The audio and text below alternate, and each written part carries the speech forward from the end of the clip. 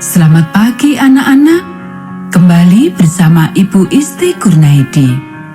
Kita akan mengikuti bacaan Alkitab harian untuk anak. Hari ini, tanggal 29 Mei, bacaan Alkitab kita, Ester pasal 5 dan 6. Mari kita awali dengan doa. Bapa di surga, kami akan belajar firman Tuhan.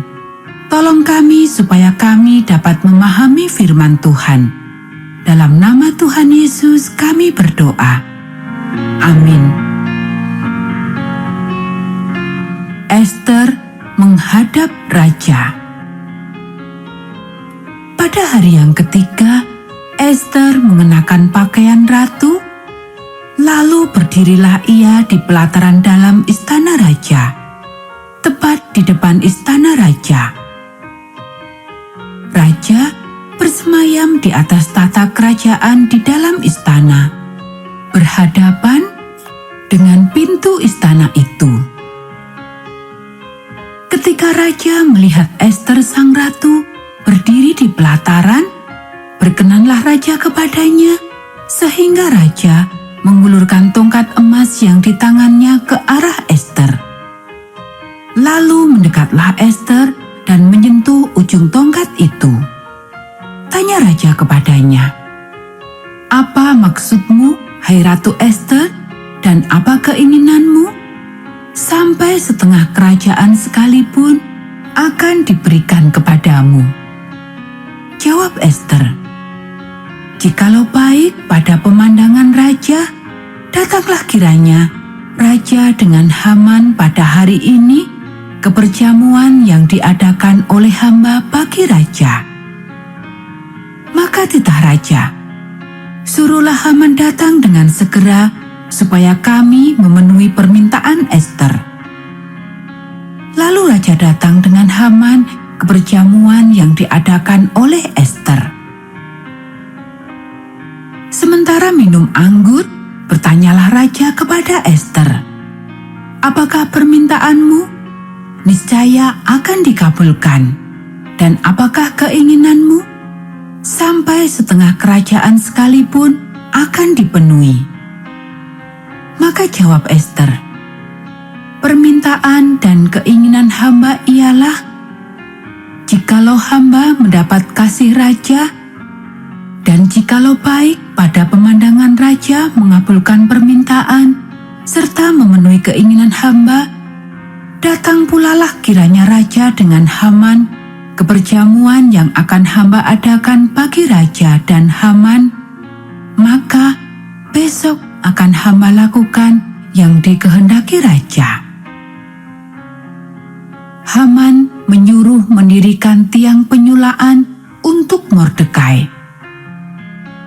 Pada hari itu, keluarlah Haman dengan hati riang dan gembira. Tetapi ketika Haman melihat Mordekai ada di pintu gerbang istana raja, tidak bangkit dan tidak bergerak menghormati dia, maka sangat panaslah hati Haman kepada Mordekai. Tetapi Haman menahan hatinya, lalu pulanglah ia ke rumahnya dan menyuruh datang sahabat-sahabatnya dan Zeres istrinya. Maka Haman menceritakan kepada mereka itu besarnya kekayaannya, banyaknya anaknya laki-laki, dan segala kebesaran yang diberikan raja kepadanya, serta kenaikan pangkatnya di atas para pembesar dan pegawai raja. Lagi kata Haman, "Tambahan pula, tiada seorang pun diminta oleh Ester sang ratu untuk datang bersama-sama dengan raja ke perjamuan yang diadakannya, kecuali aku. Dan untuk besok pun, aku diundangnya bersama-sama dengan raja. Akan tetapi semuanya itu tidak berguna bagiku, selama aku masih melihat si Mordekai, si Yahudi itu, duduk di pintu gerbang istana raja." Lalu kata Zeres istrinya dan semua sahabatnya kepadanya, "Suruhlah orang membuat tiang yang tingginya 50 hasta dan persembahkanlah besok pagi kepada raja, supaya Mordekai disulahkan orang pada tiang itu. Kemudian dapatlah engkau dengan bersukacita pergi bersama-sama dengan raja ke perjamuan itu.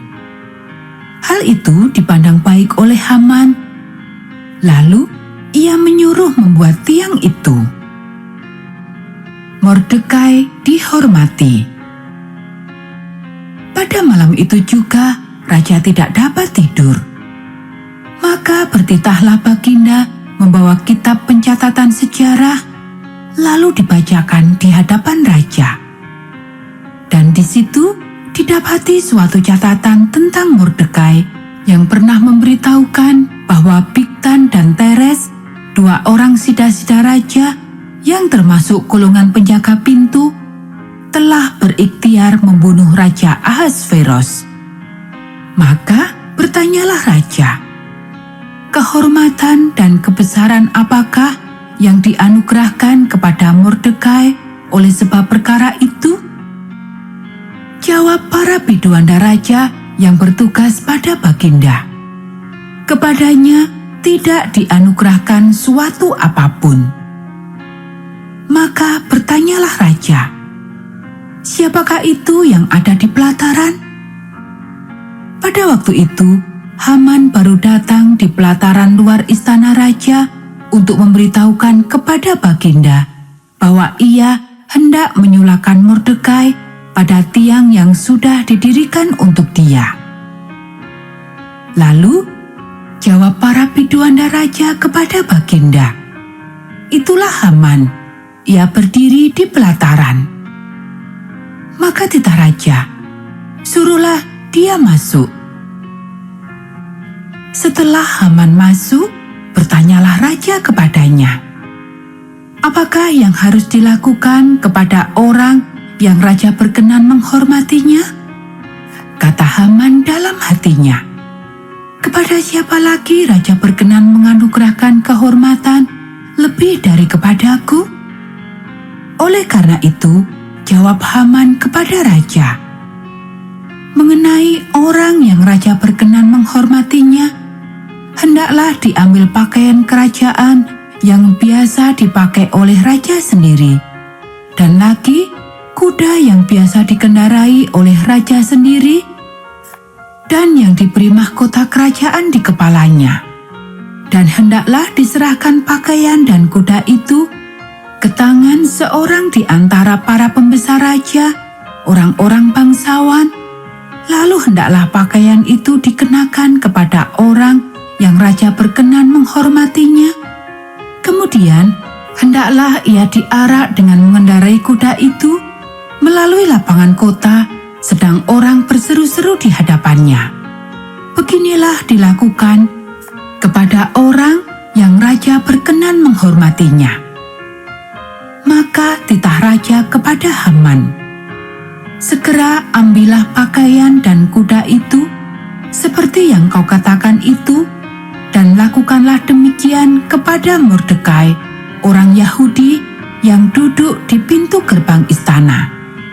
Sepatah kata pun jangan kau lalaikan daripada segala yang kau katakan itu. Lalu Haman mengambil pakaian dan kuda itu, dan dikenakannya pakaian itu kepada Mordekai. Kemudian diaraknya Mordekai melalui lapangan kota itu, sedang ia menyerukan di depannya, beginilah dilakukan kepada orang yang raja berkenan menghormatinya. Kemudian kembalilah Mordekai ke pintu gerbang istana raja.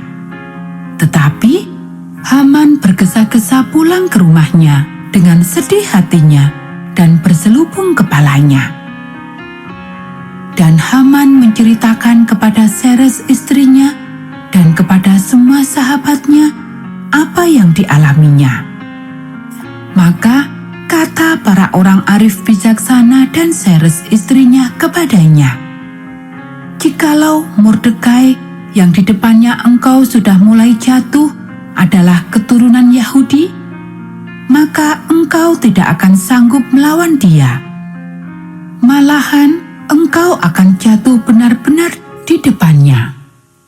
Selagi mereka itu bercakap-cakap dengan dia, datanglah sida-sida raja, lalu menghantarkan Haman dengan segera ke perjamuan yang diadakan oleh Ester. Anak-anak, demikianlah bacaan firman Tuhan hari ini. Mari kita akhiri dengan doa. Bapa di surga, terima kasih kami sudah belajar firman Tuhan. Tolong kami supaya kami dapat memahami firman Tuhan. Dalam nama Tuhan Yesus kami berdoa. Amin.